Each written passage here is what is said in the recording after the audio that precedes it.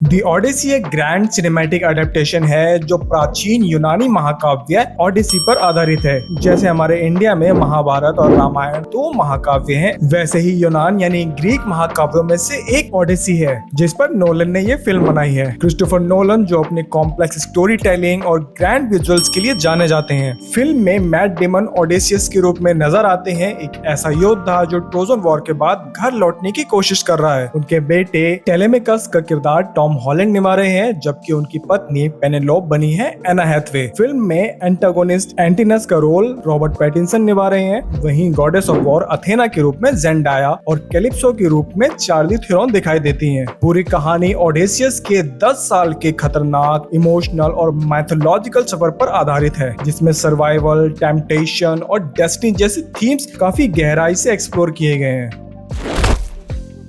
Trailer की शुरुआत एक धीमी इमोशनल टोन से होती है, जहां इथाका का माहौल उदासी और अनिश्चितताओं से भरा दिखाया गया है। पेनेलोप और उसका बेटा टेलेमेकस ओडेसियस के लौटने का इंतजार कर रहे हैं, लेकिन समय के साथ उम्मीद कम होती जा रही है। यह हिस्सा सीधे ओडिसी के शुरुआती चैप्टर से लिया गया है, जहां ओडेसियस के गायब होने के बाद उसके महल पर कई लालची शूटर्स कब्जा करने की कोशिश करते हैं। नोलन यहाँ सिर्फ एक मिसिंग हीरो की कहानी नहीं दिखाते, बल्कि एक टूटते हुए परिवार और बिखरते हुए राज्य की स्थिति को काफी अच्छी तरीके से हाईलाइट करते नजर आ रहे हैं। यह ओपनिंग सीक्वेंस फिल्म के इमोशनल कोर को एस्टैब्लिश करता है, जहां लॉन्गिंग, हेल्पलेसनेस और पॉलिटिकल टेंशन एक साथ महसूस होती हैं।